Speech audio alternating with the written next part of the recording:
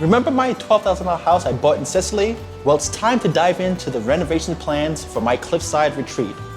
Back in February, I went to Italy to check out the Euro home deals that were advertised on CNN. I went ready to buy. When I saw the €1 homes, I was a bit disappointed until Valeria asked me if I want to see something just a little bit better. The rest is history. Here on ENTP Live, we mostly cover real estate, business, and everything else that I'm into. So if you've ever fantasized about running off to Italy, falling in love, and eating the best pasta you ever had, make sure you like this video and subscribe to this series. I also have a cool course on how to invest in real estate here in the United States. That program is called Killing the American Dream. It will not only give you the tools that you need and the confidence that you need to take on projects like this, but the pathway to earn enough passive income to retire and live your dream life in Italy. The link for that program is also below. My villetta is located in Mussomeli, Sicily, in the middle of the island. Mussomeli is a small town nestled up in the mountains, home to sheep farmers, 300-year-old homes, and even a castle. To be honest, it looks like a scene out of the Godfather 2. Even though it's a small rural town, and I'm used to living in big cities, Mussomeli felt perfect for a retreat home for my family and friends. From the outside, you don't know what to expect. It looks a bit shabby, but seems to have structural integrity. There's plenty of parking, and from the front door, this is my view every morning. As you walk in and to the right, you immediately enter the kitchen. Even though it's outdated, you could see the previous owners maintained it and kept it functional. Going further back on the first floor, you have the only bathroom in the house. It's in good shape, but needs to be updated as well. Upstairs on the second floor, you walk into the living area that faces the front of the house. So you basically have a downstairs living area and a middle floor living area.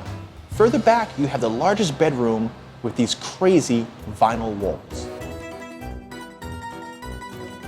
You already know that those walls have to go. I'm pretty sure underneath that vinyl, it's pretty gross, and I'm prepared for that.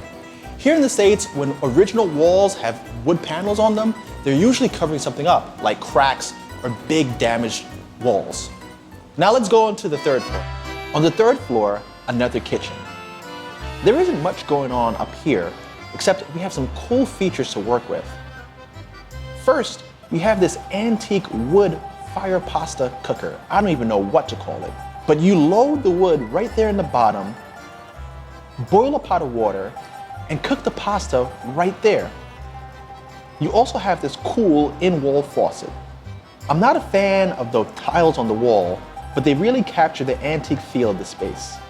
Immediately next to the kitchen, facing the front of the house, is bedroom number 2, with the view. It has slanted ceilings that restrict the height, but is still comfortable and does its job. In my opinion, this house is livable as it is. It just needs to be cleaned up. I'm not going to pour a bunch of money into it. I have 3 priorities for this project that I want to tackle immediately. My goal is to get all of this work done for under $8,000. Keep in mind, I plan on doing some of this work myself. The work I do will be minor cosmetic projects. With a budget of $8,000, I think I have enough to get it done. For a better perspective on the layout, let's take a look at the floor plans. On the first floor, when you walk through the front door, you're facing the staircase. At this point, you could choose to go upstairs or turn right to the kitchen. Then a dining room, living room combination. Further back and over to the right, a utilities room where the laundry is. And directly next to that is the only bathroom. This floor could actually be left as it is and made into a studio apartment. The only thing I would do here, which is not my priority, is brighten up the space with some white paint and a white backsplash like this. I would also swap in some stainless steel appliances for a modern touch. The work that I described here is something I'll do on my own time. Let me know what you think about my idea to have the first floor converted into a studio apartment. With this idea, I can either rent it out separately when I'm away or combine the units when I need a full house for larger parties. On the second floor, priority 1 is get rid of these vinyl panels. Underneath, I expect the stucco walls to be a mess. I will have to either install some drywall or stucco those walls smooth. Priority 2 is that I have to build a bathroom onto the second floor by carving out a space from this living room area. This will be a small bathroom with standing shower. Since I don't have the exact measurements for these floor plans, and the floor plans aren't drawn to scale, my contractor is gonna have to figure out the best option for the location of the bathroom. Let's move on to the top floor and take a look at those ideas. The top floor has a second kitchen. If converting to a two-family house, I'm going to need that second kitchen. I thought about splitting this kitchen and adding the bathroom in this area as a second option for bathroom number 2. For this space, I'm going to have to buy some appliances and wall cabinets and reglaze these tiles to offer up a fresher feel.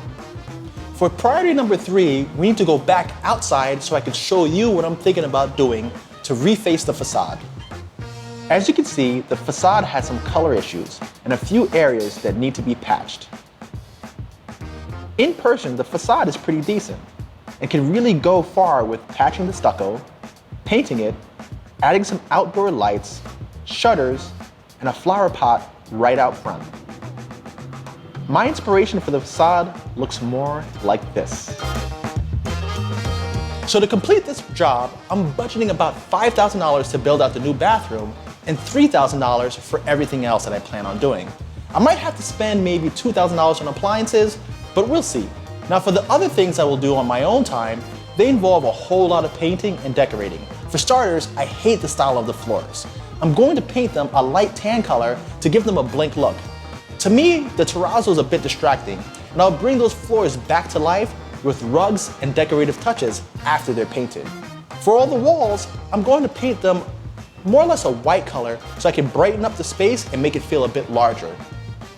The bathroom tiles and the kitchen tiles upstairs is going to be done in another trip, but the idea for those is to reglaze them and stencil in some new patterns. I've seen some of these DIY projects on Pinterest and online, and the outcome is pretty nice and it's also cost effective. The overall color scheme will be neutral to white with some black and silver accents, and I want to have the right balance of rustic traditional charm and modern touches. I'm really excited to be going into this renovations phase of the project and would love your feedback on my ideas. Once I'm able to get back into Italy, I'll be taking you through the house again and showing you a little bit more about the details of life in Sicily.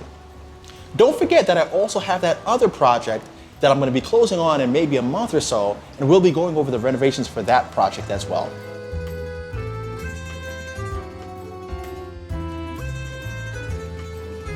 Thank you for joining me here at ENTP Life. I hope this video was very informative and gets you excited about what's going on in Italy, and I'll see you in the next one. If you're not already a subscriber, please take this time out to hit that subscription button.